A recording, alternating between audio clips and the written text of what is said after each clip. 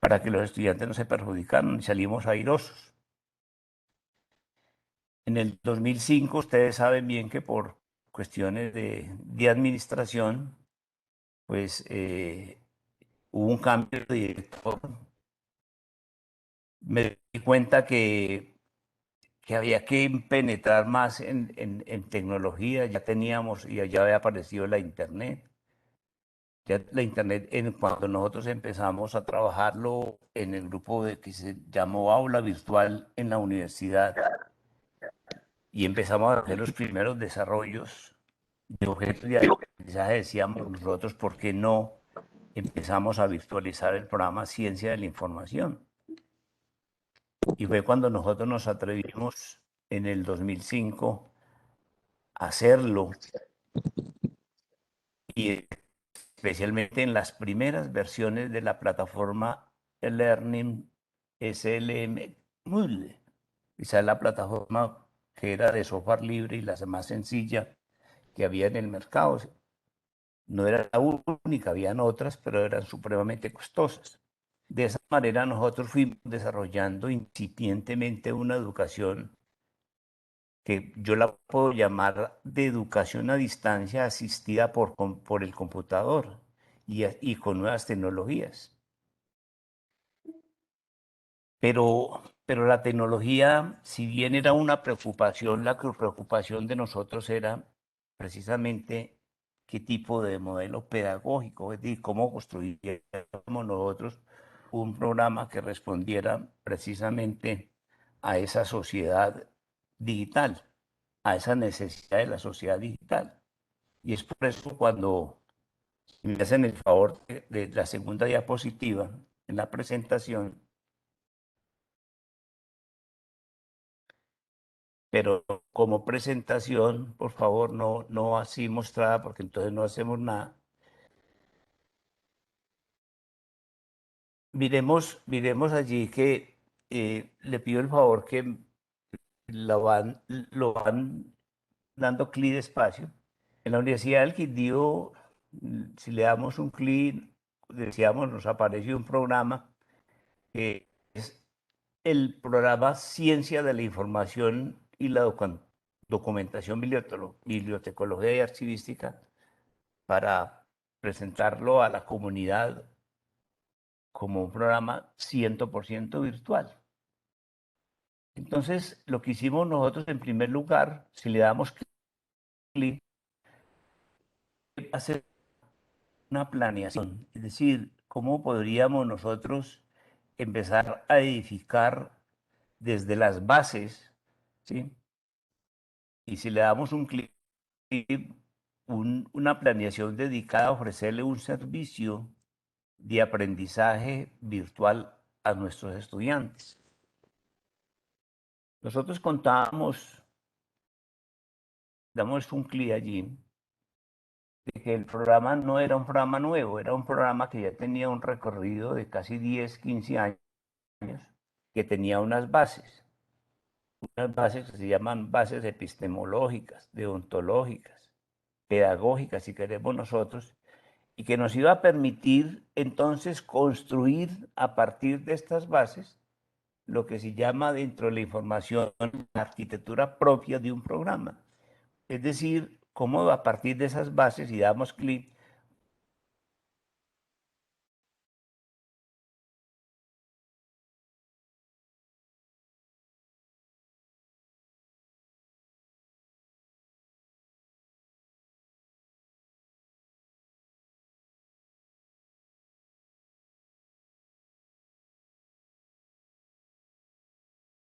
teníamos que mirar qué tipo de concepto era el que nosotros íbamos a hacer de educación virtual, es decir, qué tipo de conceptualización íbamos a tener, porque pues hay que entender que la educación abierta y a distancia, si bien se industrializó en su pleno desarrollo, porque fueron muchas universidades que ofrecieron la educación abierta a distancia. Algunas universidades fuimos más riesgosos en el sentido de osados, en el sentido de hacer una educación abierta de distancia, pero más personalizada. Es decir, que no atendiera a una cantidad de gente, sino que a la gente que nosotros pudiéramos atender, pues tuviera una atención personalizada, es decir, no industrializada, sino dentro del proceso de enseñanza-aprendizaje. De ahí el concepto que nosotros tengamos de una enseñanza dedicada exclusivamente como concepto que engloba la personalización del aprendizaje propiamente dicho. Demos clic, por favor, y encontramos, hay una historia, sigamos dando clic, por favor. Tendríamos necesariamente que plantearnos un modelo pedagógico, ahora lo vamos a mirar, y sigamos dando clic que nos permitiera entonces mirar qué tipo de calidad estábamos ofreciendo. Porque cuando los modelos se aplican y los modelos funcionan, los modelos se autoevalúan, los modelos se evalúan y van siempre fijos apuntando hacia la calidad de lo que estamos haciendo, es decir, a la calidad de un excelente producto. Un producto que nosotros lo vemos nosotros especialmente representados en los egresados. Clic, por favor. Allí lo que tiene que ver entonces en la construcción misma de la arquitectura propia del programa, las diferentes mediaciones. Las mediaciones son, como ustedes saben, presencial, a distancia y virtual. Cuando nosotros hablamos de la presencialidad es totalmente independiente de estas nuevas posibilidades de educación. Se toman los rasgos, claro, característicos, la filosofía propia misma de la universidad, que es en la búsqueda del conocimiento, pero las mediaciones podrían ser de rompimiento del espacio y del tiempo, y ahora con la aparición entonces de las redes, de la internet, entonces las mediaciones son y apuntan a ser 100% virtuales, entendiendo que esas mediaciones son propias de cada institución. Es decir, lo que se llaman precisamente las diferentes metodologías, por decirlo de una manera, que se dan en la educación. Repito, lo presencial, el sistema de educación a distancia y el sistema virtual. Clic, por favor. Y donde encontramos especialmente, démosle otro clic, una íntima relación entre esa mediación que, démosle otro clic, que tendríamos que hacer entre docentes, recursos y métodos. Y cuando nosotros nos estamos refiriendo a docentes, aquí vamos a diferenciar dentro de esta arquitectura del programa virtual 100%, es que en la educación abierta y a distancia se le hacía mucho o se le hace mucho énfasis al material, es decir, al material impreso, recuerden ustedes. Y muchas cosas de la educación abierta y a distancia fueron moderadas por no un docente, sino por un tutor. El tutor era el que hacía el tipo de comunicación con los estudiantes. En el centro de educación, en el campus universitario, entonces estaba el docente autor o desarrollador de ese material. Ese tutor, nosotros en el programa Ciencias de la Información lo reemplazamos Pica un por un poquito. docente, es decir, un docente que tuviera, en este caso, un manejo de los recursos con unos métodos y a través de una comunicación pudiera compartir precisamente las actividades de aprendizaje, como lo vamos a ver más adelante. Ojo con lo que estamos diciendo. Por eso nosotros no llamamos en el programa virtual de ciencias de la información al docente tutor. Nosotros lo llamamos profesor o cuerpo de profesores o cuerpo de docentes.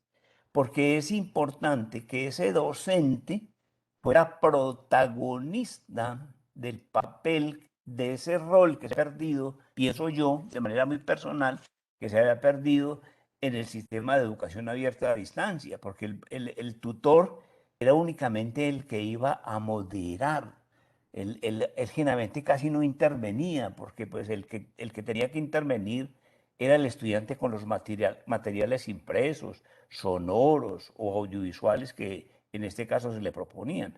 Aquí lo que nosotros estamos rescatando en este caso es el papel protagónico del docente dentro de esa planeación en la utilización de esos recursos y de esos métodos.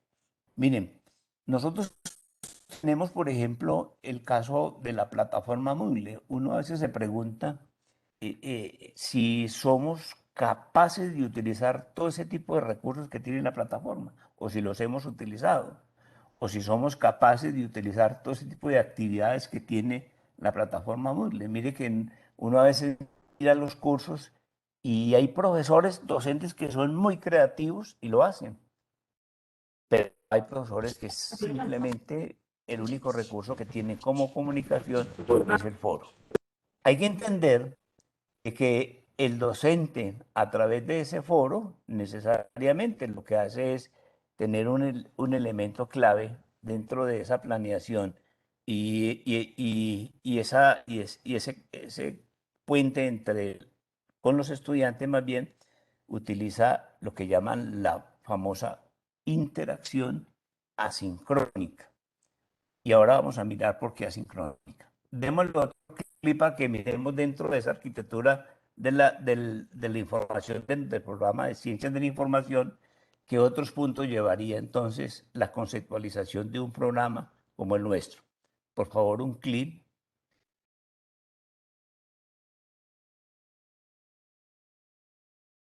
El clip, por favor. Necesariamente hay que pensar en perspectiva. Uno cuando plantea estos programas, siempre es pensando en el futuro, ¿cierto? Como decía alguien ahí, es que el futuro es hoy, entonces hay que presentar realmente para dónde va el programa.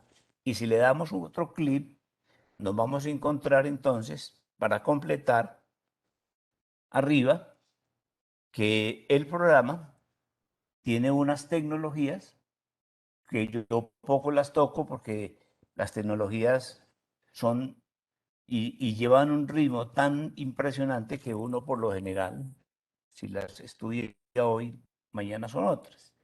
Démosle otro clic, por favor. Unas tendencias, y aquí cuando Marta Lucía decía que si el Ministerio de Educación Nacional nos dijo que a partir de la fecha del 2020 nosotros tendríamos que entrar en el decreto 1330 y por dentro lo que implica el 1330, lo que llama el desarrollo de unas unidades de competencia globales, unidades de competencia de área. Necesariamente esas tendencias tienen que están reflejadas precisamente en la arquitectura de este mismo programa, o la información misma de estar allí, sobre unos resultados de aprendizaje, sobre una evaluación formativa, que eso es donde nosotros vamos como perspectiva a entrar próximamente a enfrentarnos para que luego evaluemos y entonces podamos decir si eso apunta o no a la calidad. Y le damos un último clic ahí, por favor, donde aparece entonces el último elemento, que son los retos que tiene cada programa. Si usted observa de manera global esta construcción de elementos que están allí, es lo que constituye el famoso PEP. ¿Qué es el PEP? Es el proyecto educativo del programa. ¿Sí? Esto es lo que necesariamente cada docente, y yo pienso que cada estudiante debe conocer. ¿Cuál es el proyecto educativo? ¿Qué es lo que forma? ¿Cómo forma? ¿Con qué proyectos, con qué elementos forma a unos profesionales en ciencia de la información? Este sería realmente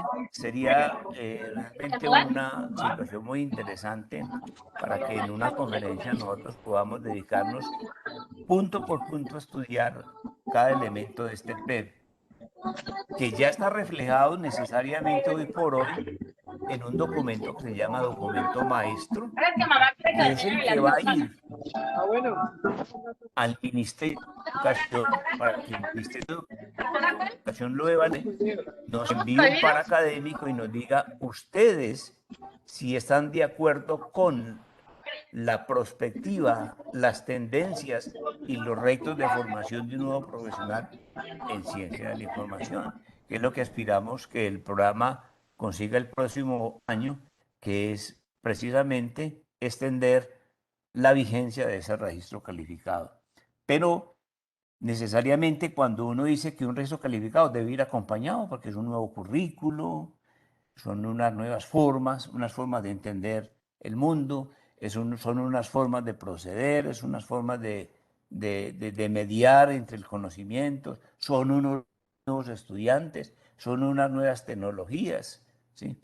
Que nos van precisamente a importar para que nosotros entonces podamos visionar y poner en ejecución ese nuevo plan de estudios. Pero miren, todo esto, cualquier plan de estudios vigente o que si uno prospecta un plan de estudios para el futuro, esto constituye lo que se llama entonces la arquitectura de la información en el programa Ciencia de la Información.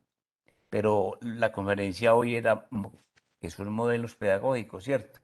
Eh, ¿Qué es el modelo pedagógico? ¿Qué no nos explica Fernando de ahí, de todo ese cuadro, o por lo menos nos cuenta qué es el modelo pedagógico? Entonces, demos clic en la diapositiva, por favor, para que entremos a mirar en qué consisten esos modelos pedagógicos de esa sociedad digital.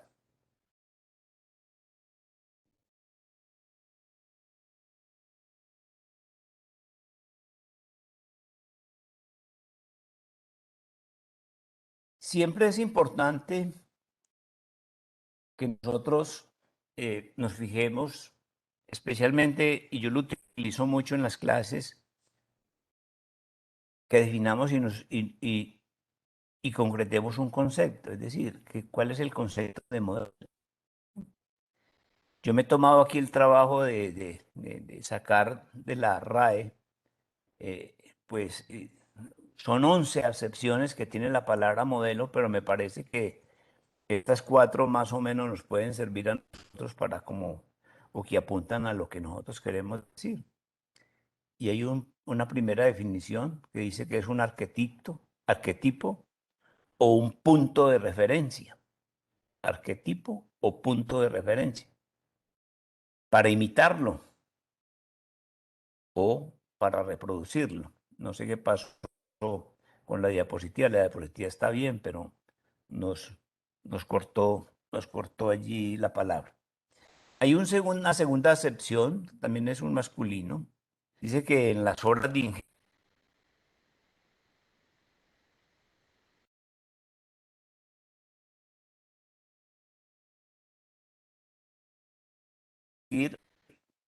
e imitar.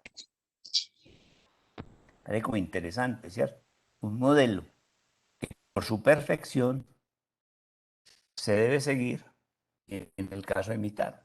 O hay una séptima, yo coloqué las otras las quise colocar porque dice que en empresas o en oposición, en aposición, para indicar que lo designado por el nombre anterior ha sido creado como ejemplo o que se considera que puede serlo. ¿Sí? Es decir, cuando uno dice que me parece que este modelo es el que nos va a servir, porque no lo imitamos o porque no lo seguimos, porque realmente tenemos de dónde realmente fijarnos y agarrarnos nosotros para poder entrar a tener una visión de conjunto de algo. Y un 11 es persona o objeto que copia al artista. Por ahí se nos quedó la diapositiva mocha, no sé qué pasa. Bueno, resulta que cuando uno mira y señala la parte de modelo, podemos pasar a la otra diapositiva, por favor. yo no sé si por el sesgo que uno tiene de haber estudiado lingüística y haber tenido como la oportunidad en la universidad de haber pertenecido a esa área y haber estudiado y haber compartido lo poco que uno ha leído y lo que poco que ha aprendido, especialmente con los estudiantes. Y yo me refiero siempre, les he dicho que uno tiene como modelo un paradigma. Y estas son palabras sacadas de la lingüística general de Saussure, cuando él establece que el modelo o lo paradigmático son relaciones. Y son relaciones que se establecen por asociación. Por eso esas relaciones que se establecen por asociación son mentales. Es decir, yo tengo que tener el modelo en la mente. Pero van a mirar ustedes la analogía a la cual yo me quiero referir desde la lingüística. Porque Saussure dice que las relaciones paradigmáticas se establecen como una asociación mental. Dice como que no están por fuera, ¿cierto? De una categoría gramatical con otra del mismo rango, por, por la cual puede ser sustituida. Ahora vamos a explicar. Por eso él dice, las relaciones paradigmáticas se dan in absentia, es decir, en ausencia, se dan en la mente, están por fuera del habla. ¿Por qué por fuera del habla? Porque Saussure dice que el lenguaje está compuesto de lengua y aula. Pero mire que es un concepto tan abstracto que uno tiene que está en la mente, pero que ellas se sustentan mediante reglas morfológicas y léxicas en que descansa el sistema. Es decir, más concreto, lo podemos ver en cada uno de los modelos de la conjugación del verbo en español que constituye la base para distinguir un paradigma o un modelo. Es decir, a uno le enseñaron mentalmente y uno tiene un concepto mental de cómo conjugar los verbos. Permítame, yo les doy un ejemplo y parece muy ordinario el ejemplo que les voy a colocar, pero esto parte de una anécdota muy interesante. En una ocasión yo fui a que a que miraran qué pasaba con el silenciador del carro que sonaba, ¿no? Y claro, no lo llevaban del señor que arregla silenciadores y él se mete bajo el carro y entonces me queda mirando y me dice, está roto, se lo soldo. Mentalmente chocó conmigo porque yo sé que ese verbo no se conjuga así. Pero él sabe la asociación mental que él tenía, ese era el modelo de conjugación que él tenía de ese verbo. Yo no podía entrar en este momento a hacerle ningún tipo de corrección, sino tratar de entrar en la asociación mental que tenía el señor del verbo. Y yo le dije, pues sóldelo pues. Y me entendió. Yo lo decía antes he dicho, la mejor manera de uno conjugar este tipo de verbos que son tan preocupantes es tener paradigmas. Y el mejor paradigma que uno tiene para conjugar ese verbo es con el verbo almorzar. Y usted lo puede conjugar. Yo almuerzo. Y si yo, entonces yo sueldo, porque yo no sueldo, porque yo no almuerzo, yo almuerzo. ¿Sí? De la misma manera de forzar. Yo forzo, no, yo fuerzo. Pero miren que ese paradigma, ese modelo, usted lo tiene en la mente. De esa misma manera, esto quiere decir, con la analogía que les estoy presentando,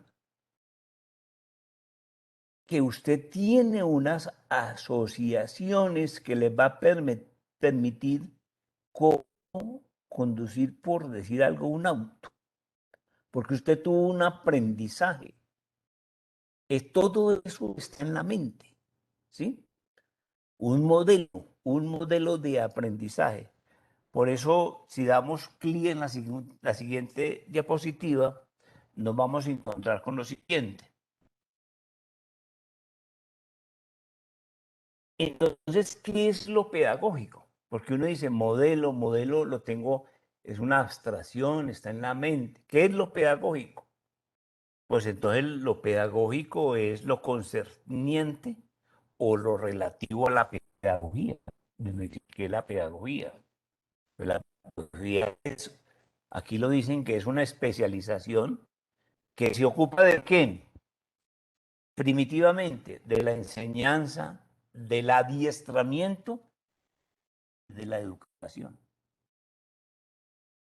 Ojo, la pedagogía se ocupa de la enseñanza, del adiestramiento y la educación. Lo que está expuesto con claridad y lo que es adecuado, apropiado y sirve para enseñar, adiestrar, formar o educar. Entonces miren lo que está también en la mente, lo que está expuesto con claridad, lo que es adecuado, lo que es apropiado y sirve para enseñar. Pero sumémosle también adiestrar, formar o educar.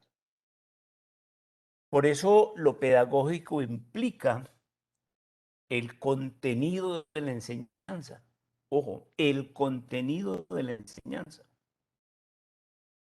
No es que implique el contenido de lo otro, sino el contenido de lo que yo voy a enseñar, especialmente para qué, para que desarrolle en el niño las características propias de esa práctica docente. Es cuando uno le dicen, es o no es buen profesor, es o no tiene método, es o no tiene modelo. ¿Qué pretende lo pedagógico? Pretende lograr aprendizajes, son los que duda. ¿Dónde se concreta? Eso se concreta en el aula, en este caso, nuestra aula virtual. Por eso se dice que la pedagogía o lo pedagógico es el Profe, instrumento de la investigación de profe, qué pena carácter teórico interrumpirlo. creado, perdón, Es que hay un micrófono abierto. Del portal de las Américas al Consejo de Bogotá, acciones inmediatas que terminen las confrontaciones diarias. hay que subrayar.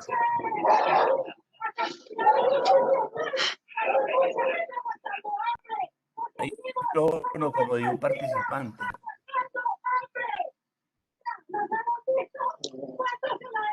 Solicitamos a la persona que tiene el micrófono abierto que por favor lo cierre. Estoy tratando de mirar quién es. También hubo espacio para las organizaciones de derechos humanos. No solamente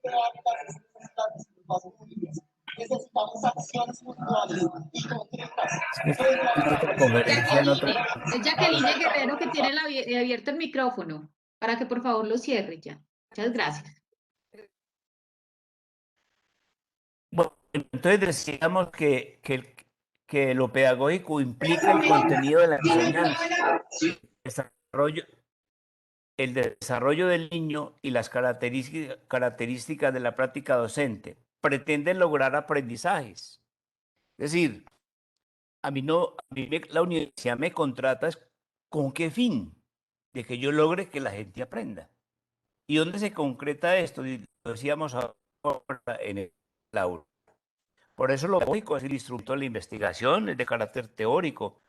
Dice que es para reproducir idealmente, utópicamente, el proceso de enseñanza-aprendizaje. Veamos la siguiente diapositiva. Y vamos a juntar los dos elementos. Démosle clic. Entonces, ¿qué es un modelo pedagógico? Yo he sacado esta definición de la Universitat Oberta de Cataluña porque nosotros existen ciertas similitudes y coincidencias con el modelo pedagógico y ahora les voy a contar por qué.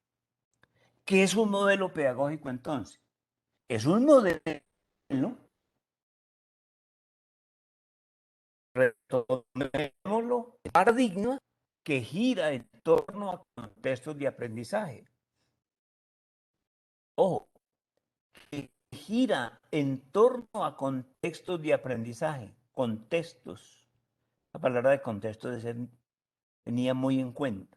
¿A qué población me estoy dirigiendo yo? ¿Sí?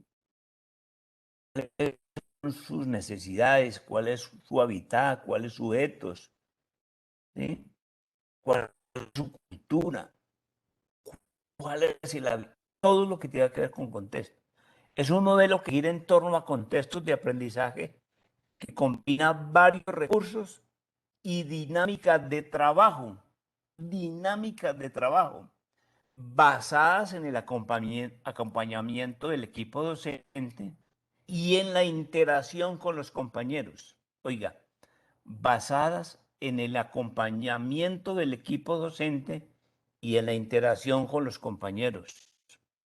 El estudiante y su actividad de aprendizaje son el centro de la actividad formativa. No es el caso, no es importante que el rol del docente. El docente es el que debe propiciar precisamente para que actividad de aprendizaje y que verdaderamente tenga sentido y sea una actividad formativa. Vean la positiva.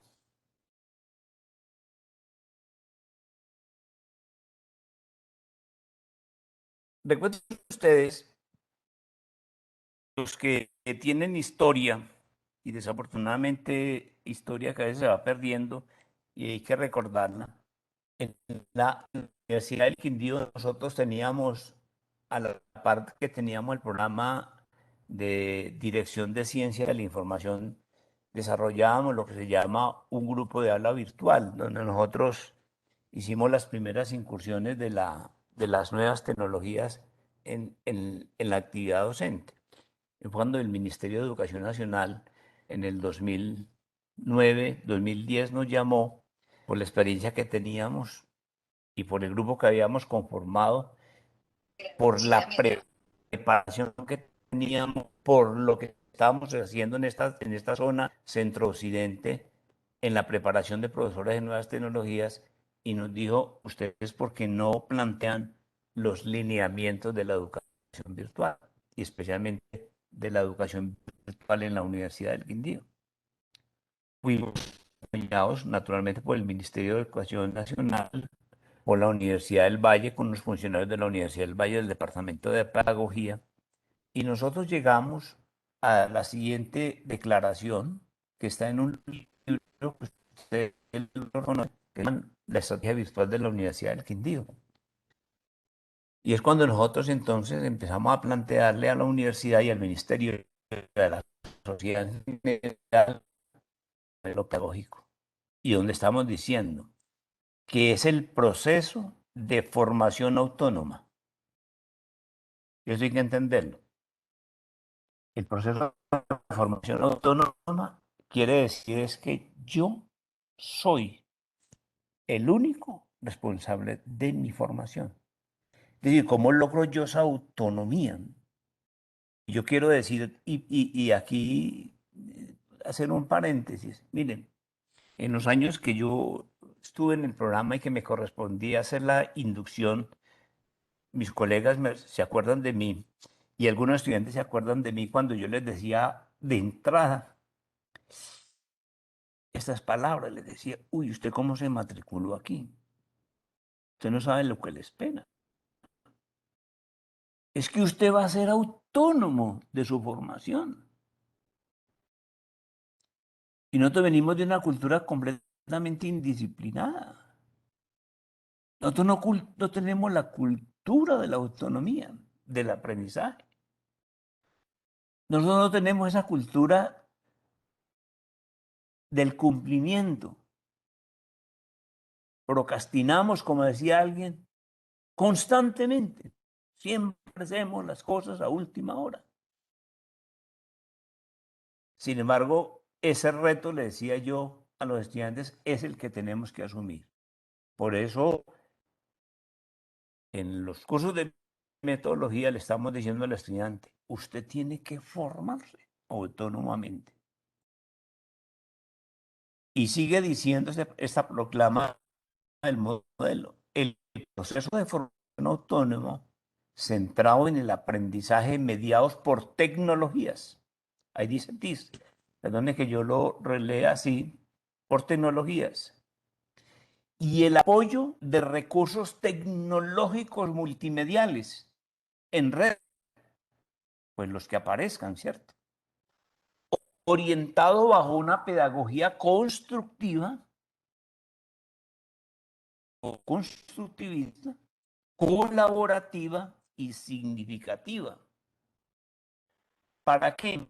Para la potencialización de saberes y de las competencias del estudiante, presencial, distancia o virtual con énfasis en qué, en un proceso permanente de diálogo didáctico asincrónico, de un proceso permanente de diálogo didáctico asincrónico mediado por interactividades físicas con los aparatos e interacciones mediante la comunicación que tengamos con el estudiante o con los estudiantes mismos o con los profesores mismos. ¿Por qué estábamos hablando y por qué es bueno decirlo aquí cuando hablamos de un proceso permanente de diálogo didáctico asincrónico? Porque nosotros, para poder fundamentar este modelo, este lema, esta filosofía, caracterizamos los estudiantes que eran nuestros de educación a distancia y los futuros estudiantes. Y nos dábamos cuenta que la demanda del programa tenía que ver precisamente con ese proceso permanente de diálogo didáctico, pero lo importante era que era asincrónico. Es decir, si yo autónomamente me formo, yo no necesariamente tengo que tener el profesor al lado, sino que lo puedo tener después, de manera asincrónica. Es decir, asincrónica quiere decir por fuera del tiempo, es decir, no cara a cara, porque entonces nosotros no podíamos de momento convertir la educación presencial o la educación a distancia en educación virtual, porque entonces estábamos trasladando situaciones que eran muy particulares, muy personales de la educación presencial, de la educación a distancia con un tutor presencial y la educación virtual 100%. Y así está la estrategia. Y eso es lo que nos ha permitido a nosotros salir adelante en la formación de estudiantes. No diría tanto como formación dentro del campus virtual nuestro, de formar potencialmente egresados, en formarlos autónomamente y a partir de estos recursos y con estos elementos.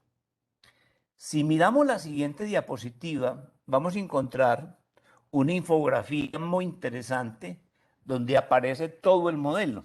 Y observen ustedes, el modelo de ciencias de la información en la actualidad tiene como eje central las actividades de aprendizaje. ¿Cómo así? Démosle un y ahora nos regresamos. Vamos a definir qué son actividades de aprendizaje. Démosle un clic, por favor.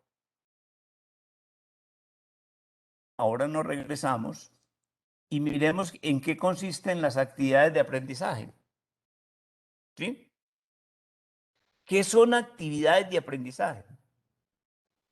Y las hemos, y se han definido, coincidentemente las hemos definido y se definen, y la define también la Universidad Oberta de Cataluña de la siguiente manera. Desde una perspectiva tradicional, las actividades de aprendizaje se conciben como oportunidades. Miren lo que está resaltado que es nuestro. Las actividades de aprendizaje se conciben como oportunidades para que los estudiantes apliquen los contenidos trabajados a través de acciones o tareas concebidas expresamente a tal fin.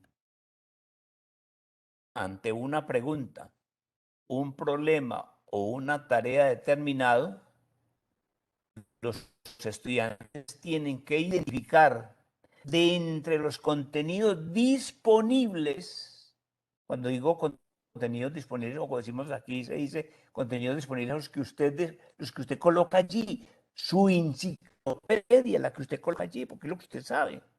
Los contenidos disponibles, lo que usted le agrega con lecturas adicionales, las citas que usted hace, las recomendaciones bibliográficas que usted hace.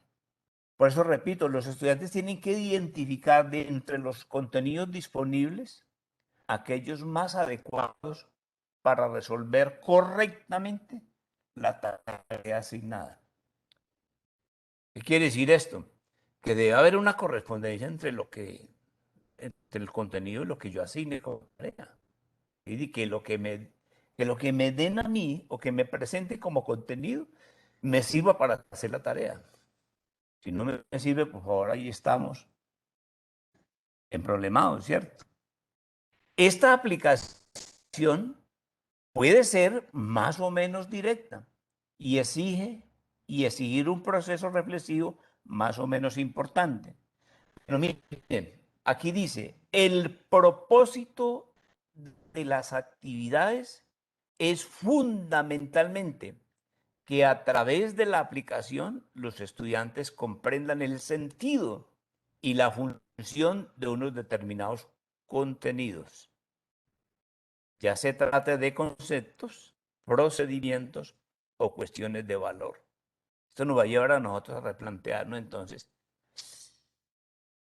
Yo no había entendido que era una actividad de aprendizaje, ahora la entiendo.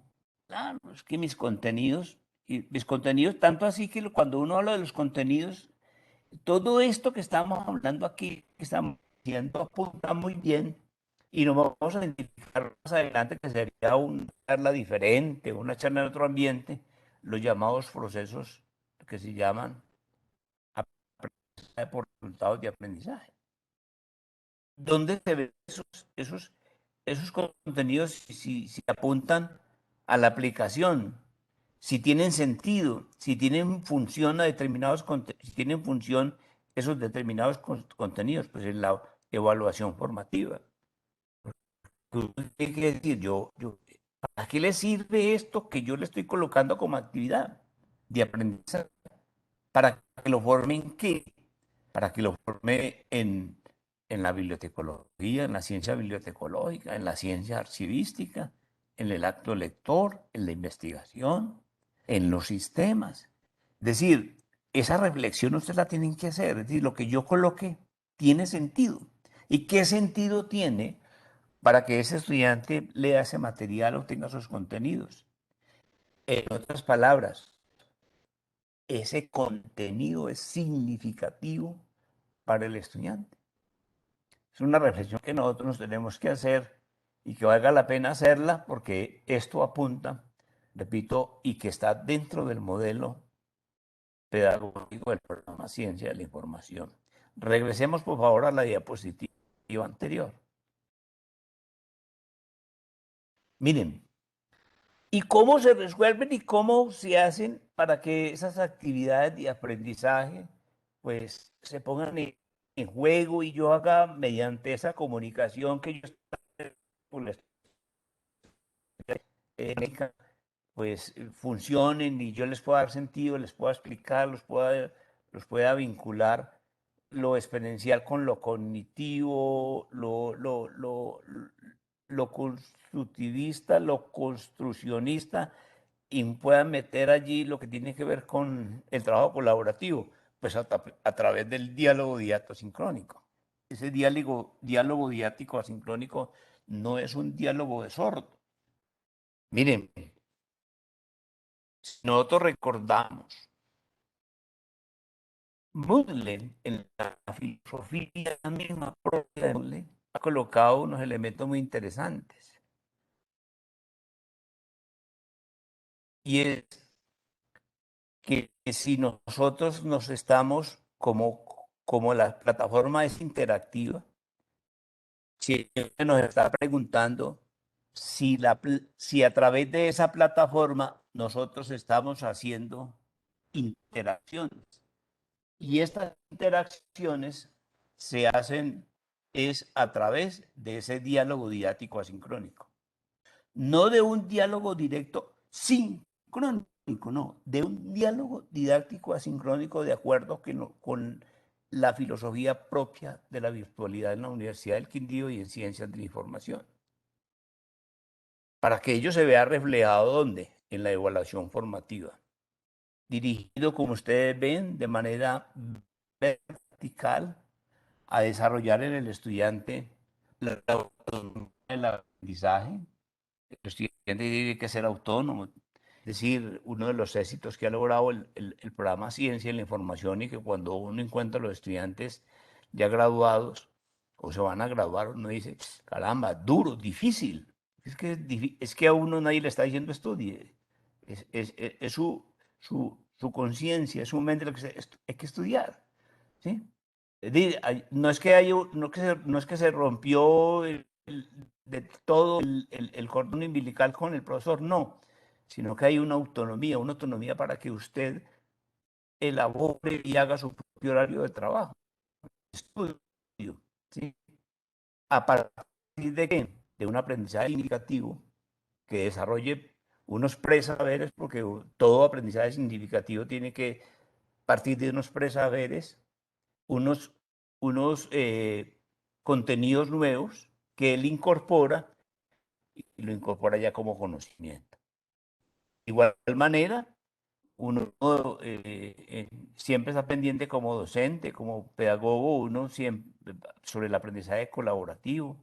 Eso es lo que a nosotros más nos ha costado dificultad y no solamente en el programa Ciencia de la Información. Yo pienso que es un programa nacional de trabajar en equipo, de trabajar en red, como decíamos, o como decía alguien, de hacer grupos colaborativos con el fin de llegar a construir algo.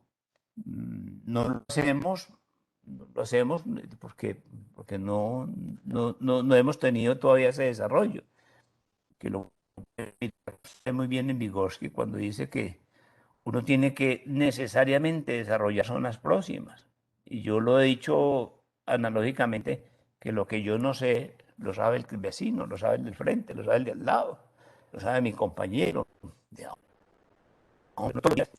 Repito, se acuesta y algo ha aprendido. En la parte del medio, si ustedes miran también verticalmente aparecen unos recursos. Los recursos están en la plataforma, lo que digamos,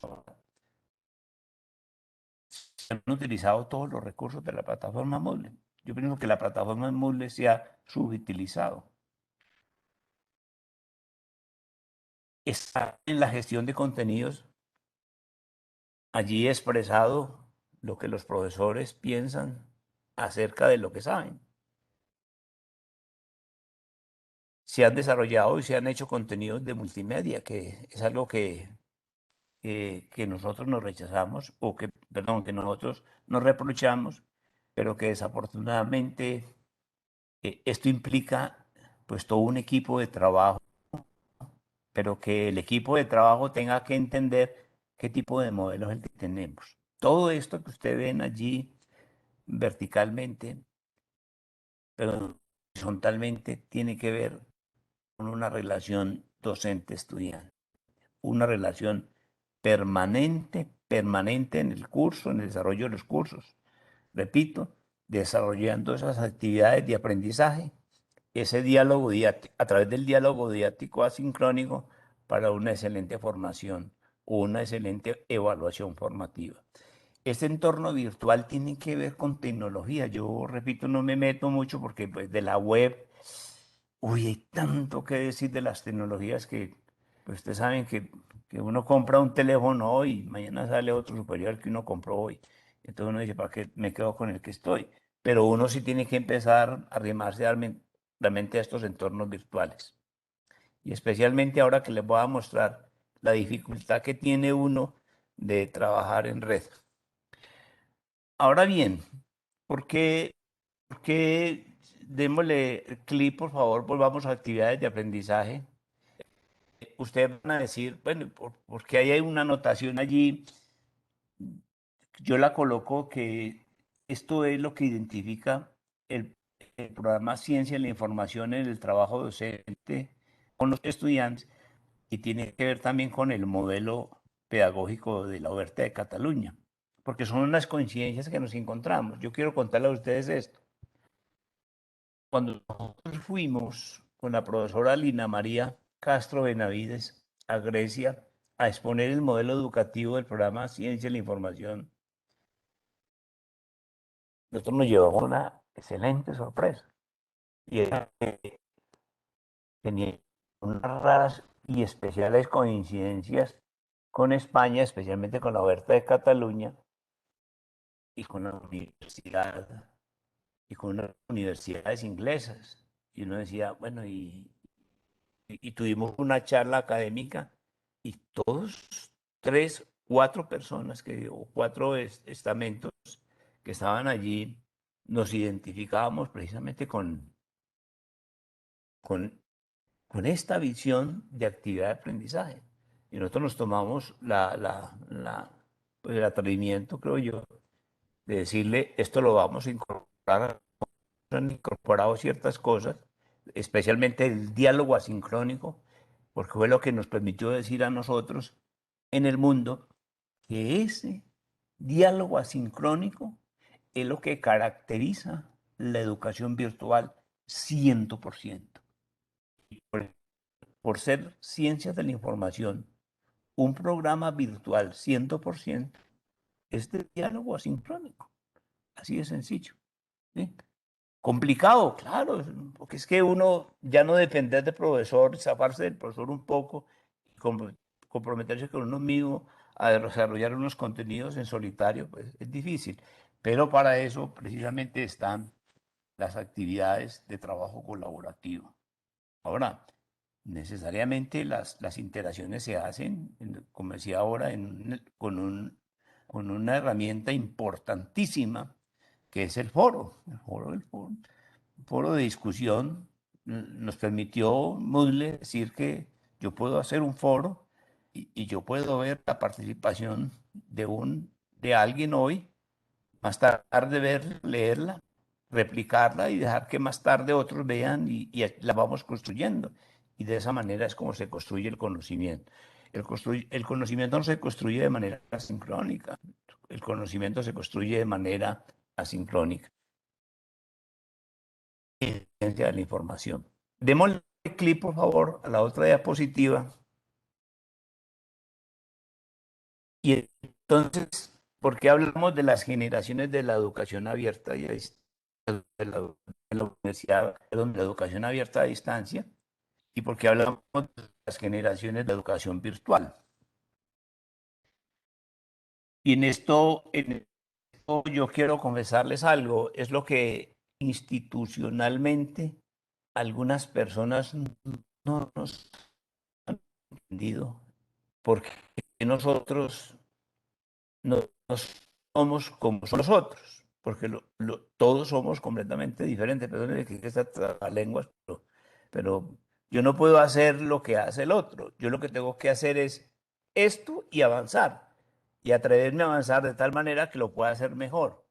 Miren, nosotros tuvimos una educación de learning virtual de primera generación y todo ese modelo fue centrado en los materiales. Es prácticamente una herencia que sacamos de la educación abierta y a distancia. Teníamos contenidos en forma de papel, contenidos digitales producidos en libros, teníamos conferencias, los enviamos en video, perdón, en audio, en CD, en videoconferencias y en softwares de tipo instruccional, es decir, muy conductual, pero válidos, ¿sí? Todo esto pues ha quedado atrás, pero uno encuentra que hay instituciones de educación que tienen educación virtual y tienen este modelo y todavía lo utilizan. Y es válido, si les funciona, pues bienvenido, ¿cierto? Luego tenemos una segunda generación que fue centrado en el aula virtual y fue centrado precisamente cuando apareció Moodle, donde nosotros decíamos, aquí tenemos el aula virtual, aquí tenemos los salones, ¿sí? Y teníamos, pues Moodle nos da la filosofía, ¿cierto? Y nos da la oportunidad dentro de ella, utilizar videos, materiales en línea, excelentes recursos que lo podamos vincular con Internet y es cuando se inicia precisamente la interactividad a través del correo electrónico y del foro. Y la inclusión entonces de materiales en línea que uno podía colocar. Pero mire que todo estaba centrado en el aula virtual. Uno pasó también y pasamos por esa época también. Nosotros en el programa estuvimos en esa segunda generación. Y hay instituciones y yo encuentro modelos que están todavía en ese modelo. Por ejemplo, haciendo una serie de cursos, por ejemplo, tanto especialmente en Coursera, en los cuales yo he elaborado no, he cursado muy bien cursos como, por ejemplo, uno de aprendizaje, un curso supremamente complejo.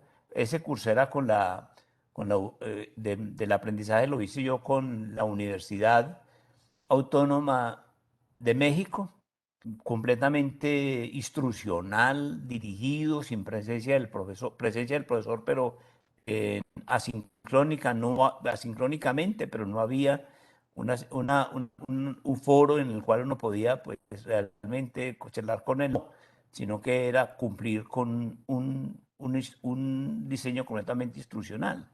Pero también me encontré con el Instituto Tecnológico de Massachusetts, donde encontraba especialmente dos cursos sobre elaboración de artículos científicos en escritura, y me encontraba que eran supremamente rígidos, sin presencia del docente. ¿Cuál es la ventaja de nosotros como de tercera generación? Estamos centrados en la flexibilidad y en la participación. Y miren las características, porque hay contenidos especializados en línea, que es donde los profesores que han recibido a través de su formación cursos de capacitación interna, la elaboración de unidades virtuales en línea. Los profesores nuestros tienen toda esa preparación. Entonces, profesor, si usted tiene la manera, si usted tiene el conocimiento, entonces, a ver, colóquelos pues en línea. Pero también tiene que tener en cuenta que también los generados por el estudiante. Y ese es un reclamo que nos han hecho algunos docentes. ¿Dónde colocamos lo que hagan los estudiantes? Esa es una duda que tenemos con los estudiantes. De la plataforma nosotros, es una pregunta que la hacemos y nos la hacemos aprovechando la palabra que está allí. Utilizamos el blog de Moodle, utilizamos la Wikipedia, utilizamos el glosario, ¿sí? Y por lo que viene, pero esto ya es que nos lo hemos colocado aquí y lo colocan a nivel mundial, son tecnologías muy interactivas. Algunos profesores excelentemente utilizan videos, juegos, simulaciones. Ya nosotros estamos tratando de incursionar en este aspecto de hacer simulaciones, especialmente en lo que tiene que ver con el área archivística. Visualizaciones en línea. Y lo más interesante, construir, que es una duda también que tenemos, construir comunidades de aprendizaje en línea. Es decir, como un proyecto de extensión, nosotros podamos con los egresados generar comunidades de aprendizaje mediante objetos de aprendizaje. Es decir, que el programa tenga un excelente portafolio de servicios que cualquiera se pueda matricular en la época que quiera y nosotros lo podamos certificar. Esas son las ideas, repito, Por eso hablamos de un modelo centrado en la flexibilidad en la participación. Reitero, todo esto centrado en la filosofía que presentamos como alternativa de lo que podría ser la educación virtual en la universidad. ¿Qué es lo nuevo que le hemos colocado después de ese proclama o esa proclama? Pues las actividades de aprendizaje, y es a la cual hoy estamos haciendo referencia. Siguiente diapositiva. ¿Cuál es la perspectiva o la utopía del programa Ciencia de la Información? Pues llegar a la cuarta generación. ¿Y cuál sería esa cuarta generación? Pues construir sociedades del conocimiento en red, que hoy por hoy le han dado el nombre del conectivismo, es decir, que nosotros podamos estar conectados siempre en red. Yo lo hablo como una perspectiva, una utopía, pero eso lo está diciendo el mundo, ¿no? Es decir, nosotros no podemos seguir incomunicados, nosotros debemos tener realmente empezar a trabajar cada una de las áreas que tenemos, tanto desde la bibliotecología, la archivística, el acto lector, sistemas, la investigación y la formación misma desde esas sociedades del conocimiento. Es decir, lo que Mugle nos propone en la filosofía de conectados o separados, pero que nosotros todavía pues, estamos en deuda con el mismo modelo. Y finalmente, pues ese sería como contarles a ustedes en qué consiste ese modelo.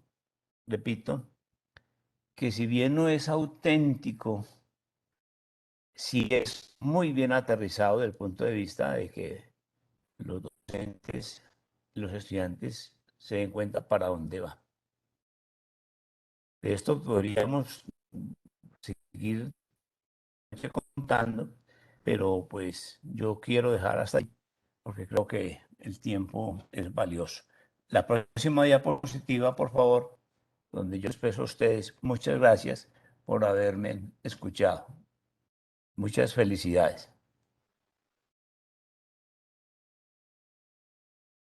Muchas gracias, profe Fernando, por su intervención y por habernos compartido toda esta historia y también ese proceso.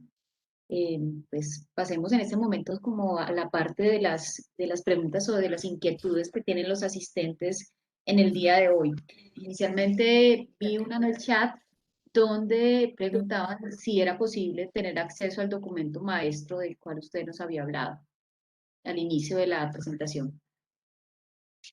Sí, yo pienso que una vez que el ministerio lo avale, y que el ministerio le dé el reconocimiento a la universidad y al programa para su registro calificado, sí, claro, ese se convierte en un documento público y que yo creo que se puede perfectamente colocar a disposición de toda la comunidad universitaria y especialmente de estudiantes y profesores del programa. Sí, pero hay que esperar, repito, que el ministerio le dé el aval para que cada uno lo tenga. Sí, perfecto. Bueno, profe, también nos preguntan, ¿el aprendizaje colaborativo es aplicado al docente-estudiante o también estudiante-estudiante? Sí, yo no quería tocar ese aspecto, pero es que ese sería como de otra charla más larga, pero déjeme, yo lo voy a tocar tangencialmente. ¿Cuál es la preocupación que tenemos nosotros? O por lo menos la preocupación que yo siempre he tenido. Miren, si bien hay una comunidad académica dentro del programa compuesta por administrativos, docentes o profesores y estudiantes, yo, por ejemplo, pienso que la comunicación entre docentes se da y yo pienso que en gran medida nosotros en un 80-90% nos comunicamos entre sí, ¿sí? Nos comunicamos y conversamos acerca de la academia y de lo que estamos haciendo y nos enfrentamos y además trabajamos colaborativamente. En los últimos tiempos yo he tenido una preocupación y es, valga la oportunidad para decirlo, y que hay estudiantes presentes, me preocupa mucho el silencio de los estudiantes. Es decir, uno les escribe, les dice cómo van, expresen sus dificultades, hagamos esta situación de aprendizaje más dinámico, más colaborativo. Uno se queda esperando comunicación por parte del estudiante. Me preocupa porque yo no digo que sea en todos los casos, pero en algunos cursos uno encuentra qué difícil es la comunicación con el estudiante. Y uno a veces, pues no, esto no lo puede dejar pasar de inadvertido porque se está perdiendo lo que llama la interacción. Ese es un llamado a recordarle a los estudiantes que nosotros, los profesores, estamos en la obligación de, de tener ese tipo de interacción con ustedes. Es decir, nosotros estamos obligados a contestarle,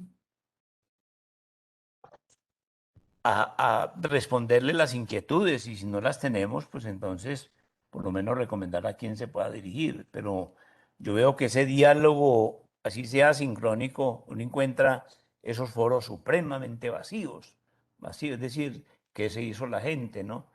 Y yo no puedo decir ahora que es cuestión de la pandemia. No, no, no. Es que esa es la condición intrínseca del programa. El programa siempre ha sido muy dinámico. Pero veo que en las últimas partes o en los últimos tiempos los estudiantes se nos están quedando muy callados. Pero eso es una situación que nosotros tenemos que al interior de los consejos curriculares, en el comité de autoevaluación, pues, mirarlo y ver qué podemos hacer, ¿no? Es decir, tener más de las diferentes áreas con los estudiantes. Preocupante, pero solucionable, creo yo. Profe, pues ahí muchas veces, pues en lo personal, mis estudiantes me escriben, a veces algunos utilizan los foros, pero también recibo muchos mensajes a través de la plataforma. Entonces, pues, no sé si ahí pueda estar también que ellos están comunicándose con nosotros a través también de del servicio de mensajería. Sí, efectivamente, a veces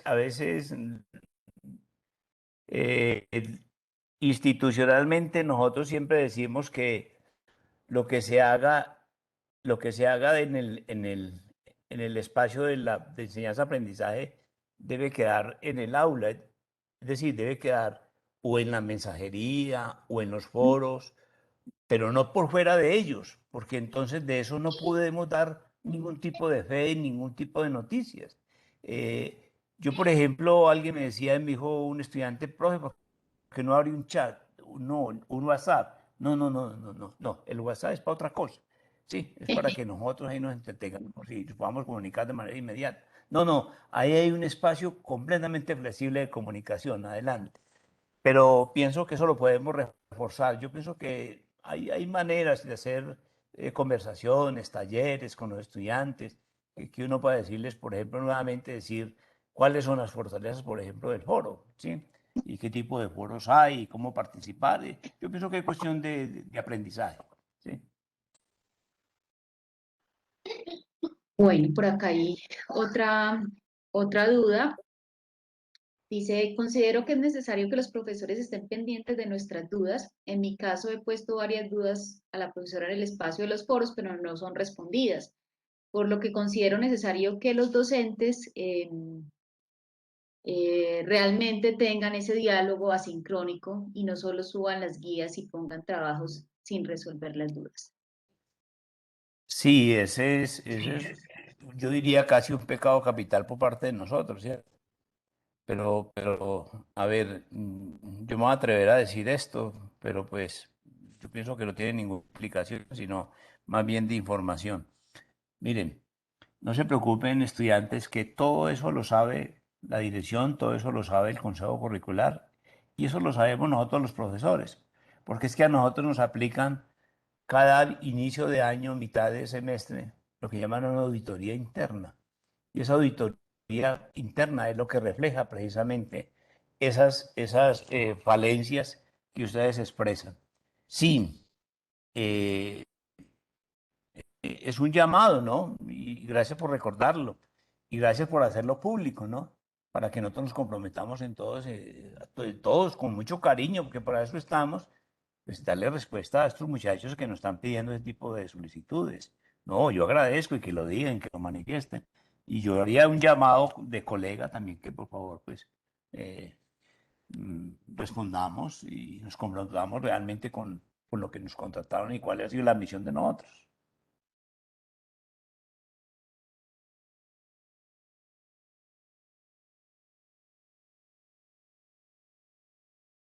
Bueno, profe, ya Bueno, ¿qué voy otra a pregunta seguir, tiene? a seguir leyendo por acá que nos plantean los estudiantes y los el programa ofrece el programa tiene la oportunidad de ofrecer una educación virtual, pero en mi caso en particular veo que en algunas asignaturas depende mucho de la experiencia en el campo de la archivística y la bibliotecología para poder desarrollar las unidades, dejando de lado a los que no tenemos experiencia o conocimientos previos. También se evidencia la formulación de preguntas a los docentes y para sorpresa me manda a investigar el tema. Cuando tenía una duda al respecto y me quedé sin respuesta, siendo así, el apoyo de los compañeros fundamental en el proceso de aprendizaje. Sí, yo pienso que es como completar lo anterior. Mm, A ver, eh, es un llamado, ¿no? A responder por el compromiso. Yo pienso que la, la simpatía que uno logra realmente con los cursos, con los estudiantes y con el profesor es si él lo está atendiendo o no, así como uno mismo con el estudiante cuando uno le coloca, por ejemplo, eh, todas las indicaciones para que siga el curso y a veces también ocurre el caso de estudiantes que uno los ve al final de la unidad y les dice, venga, ¿usted por qué no hizo la evaluación? Y es que había que hacer evaluación. Es decir, hay de parte y parte, yo diría, pongámonos, como dice, la mano en el considero y tratemos de mirar las falencias que tenemos nosotros los profesores y que necesariamente tenemos que reconocerlas. Pero también pongámonos en el papel del estudiante, aquel que simplemente se matricula, pero que aparece únicamente al final de la unidad y ya cuando la evaluación ha pasado, por ejemplo. Pero yo pienso que esas son situaciones que ocurren no solamente en la educación virtual. Tenga la seguridad que eso ocurre en la presencialidad y eso ocurre en la distancia. Yo he sido profesor de la presencialidad, de la distancia, y eso ocurre de manera igual, no se preocupen. Pero todo eso hace parte del diálogo que se tenga, repito, con con la plantilla que se les entrega a ustedes en la auditoría interna que se hace de los cursos, pero también con la evaluación que se le hace a cada docente. Es decir, de manera objetiva háganlo, porque es que si uno no tiene la información, yo pienso que ni un comité curricular ni una dirección pueden proceder a llamar a alguien a decirle, pero por favor, que pues no podemos decirle que todos y que esto es un síntoma y que es general en todos. Puede que ocurra en uno o dos, pero eso desde temprano puede que le podemos encontrar la solución. Bueno, profe, por acá nos dicen, ¿para cuándo la maestría de información en la Uniquindío? Bueno, esa es una noticia, es una noticia. Yo les cuento a ustedes esto. Nosotros llegamos hasta la consideración de calidad y nos aprobaron el proyecto. El proyecto está aprobado por consejo académico. ¿Qué estamos haciendo en este momento? Estamos actualizando los datos de acuerdo con el decreto 1330. Esto nos cogió a nosotros pandemia y 1330. ¿Sí? Y entonces nosotros pensábamos salir ya pronto con esa maestría, pero estamos, claro, es un trabajo porque es complejo, ¿sí? Pero pienso que nosotros lo estaríamos prácticamente terminando en 2, 3 meses para consideración del Ministerio de Educación con el fin de poner esta maestría ya en oferta a la comunidad del programa Ciencia de la Información. Va muy avanzado, ¿sí? O sea, muy pronto podríamos contar Sí, con la sí, muy maestría. pronto. Excelentes Sí, noticias. Bueno, 100% virtual con diálogo didáctico asincrónico. pregunta Cristian dice, ¿es o no pertinente la inclusión de asignaturas pedagógicas en el plan de estudios del programa SIDBA, teniendo en cuenta que nuestra formación profesional tiene gran incidencia para la academia, especialmente desde la bibliotecología? No, Cristian, el programa es un programa profesional en ciencia de la información que tiene como objeto de conocimiento la información. No puede tener componente pedagógico porque el componente pedagógico no lo tienen sino las ciencias de la educación, ¿sí? Entonces le queda claro.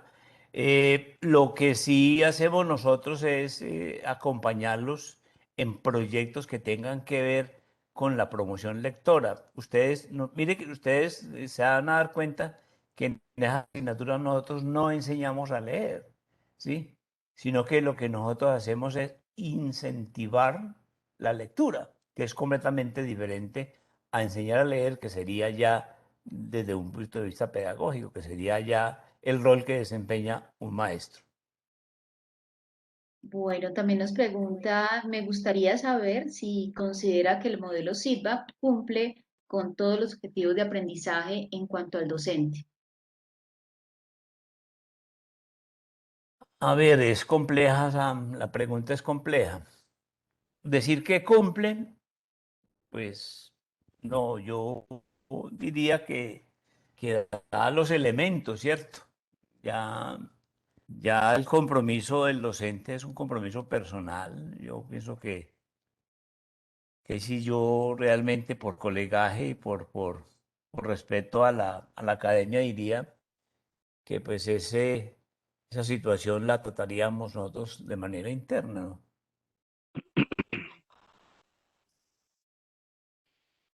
Bueno, profe, por acá hay otra inquietud. Dice, por mi parte, considero que deberían programar por lo menos una conexión sincrónica como esta al inicio de cada actividad para realizar una explicación de lo que se requiere, ya que en ocasiones no se entiende de manera escrita lo que nos solicitan. Crónica. Me vuelvo y repito, sincrónica no, porque nosotros iríamos entonces en contra del modelo pedagógico, con lo que hemos planteado, ¿cierto?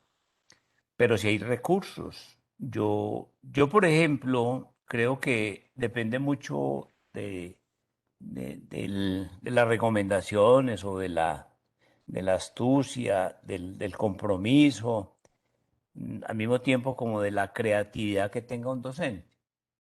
Sincrónica. De hacerlo, yo pienso, yo utilizo mucho el audio y yo trato de que, pues, como se me va tanto tiempo en video y es tan pesado cargar un video, yo sí puedo redactar un audio y ya puedo hacer una serie de explicaciones generales para que el estudiante lo tenga a mano, como decir, y en ella vaya como la explicación de algunos temas que son como un poco difíciles, ¿sí? Es decir, eso depende ya de la iniciativa de cada uno, pero si lo consideramos procedente, pues esa iniciativa se llevaría, por ejemplo, al comité curricular y al sistema de autoevaluación para que se haga, ¿cierto? Pero no sincrónico. Se colocaría allí a disposición de los estudiantes. Vuelvo y repito, la impronta, la demanda del programa, la consolidación del proyecto educativo nuestro y el éxito que ha tenido es por la asincronía, que le facilita al estudiante precisamente en cualquier lugar del mundo entrar y mirar qué tipo de material tiene allí para poder Crónica. enfrentarse al aprendizaje. ¿Sí? Eso es la sincronía.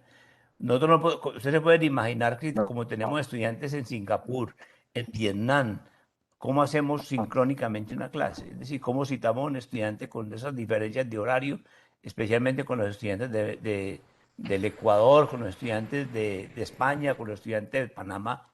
Es muy difícil. Precisamente el éxito que ha tenido es ese. Y es en el cual nosotros, valga la redundancia, procurar un poco más de ser más explícitos en lo que nosotros coloquemos para que el estudiante no tenga ese tipo de dificultades. Muy bien, profe, muchas gracias. Dice, ¿la universidad tiene algún convenio con universidades extranjeras para continuar con estudios de posgrado? No necesariamente hay que tener convenio para hacer estudios de posgrado, no necesariamente, pero sí tenemos una relación muy amplia, no como convenio, sino como una relación de amigos y de colegas y de estudiantes con la UNAM de México para cursar la maestría en bibliotecología y el doctorado en bibliotecología. Ya hay estudiantes allí estudiando, ¿no? Es decir, son muy bien referenciados. De igual manera en algunas universidades europeas también tenemos algunas relaciones y algunos convenios, que eso sí los tiene la universidad, especialmente en el campo de la ciencia de la información. Bueno, profesor, como estudiante yo considero que es deber de los docentes estimular de manera activa y creativa a los estudiantes para que se generen nuevos pensamientos y conocimientos. Por ejemplo, hay muchos docentes que dejan bastantes recursos muy técnicos en donde no se logra absorber la información de manera clara y correcta. Lo ideal sería que dejaran actividades más dinámicas. Bueno, pues ahí les queda la insinuación, compañeros, colegas, o nos queda, ¿no? Gracias por recordarnos por parte de este que nos está diciendo que esto tenemos que hacerlo. Hay que hacerlo, necesariamente, es un compromiso por parte de nosotros. Bueno, después de la pandemia debería incluirse un componente más transversal y si se quiere holístico, de tal manera que un estudiante pueda desarrollar planes de contingencia frente a una pandemia o advertir sobre la destrucción de las unidades de información cuando hay problemas de orden público. No, no, y venimos manejándolo especialmente y creo que pues yo no me quiero meter en terrenos de la coordinación de trabajos de grado y también de las recomendaciones que ha hecho precisamente la propia directora del programa, especialmente en lo que tiene que ver con la flexibilidad en algunos casos, ¿cierto? En tiempos de pandemia, así como en tiempos de agitación. Mm, hay unas situaciones que uno dice, no necesariamente los trabajos de aplicación, por ejemplo, el trabajo de grado puede ser el requisito para que un estudiante se gradúe. Hay, por ejemplo, hoy por hoy, seminarios de profundización, como también hay monografías y hay el mismo proyecto de investigación. Es decir, la universidad es muy flexible en este caso. Eh, ¿Qué es lo importante? Lo importante que nosotros siempre hemos tratado de buscar es aprovechar que un estudiante que trabaja en una unidad de información pues pueda presentarle a su comunidad una acción mejoradora, aplique, haga un trabajo allí como acción mejoradora y con ese trabajo de aplicación se pueda graduar. Eso es lo que persigue la universidad, pero también tiene que ser ¿Cómo has muy flexible, estado? muy elástica en situaciones muy específicas. Gracias. Usted estudia la casa. Todo el día a la Vamos a casa. mirar a ver quién tiene el micrófono abierto porque por ahí se nos está filtrando. Creo que antes de continuar, yo creo que ya como que lo cerraron. Bueno, entonces ya estoy acá y voy a compartir un mensaje que nos deja uno de los estudiantes. Dice, es autoaprendizaje porque te quedas con lo que tú lees y lo que comprendes. Tuve el gusto de ver una materia con el profe Jairo Hernán Díaz y sus clases son súper. Te preocupa porque tú aprendes usando varias herramientas para interactuar con él.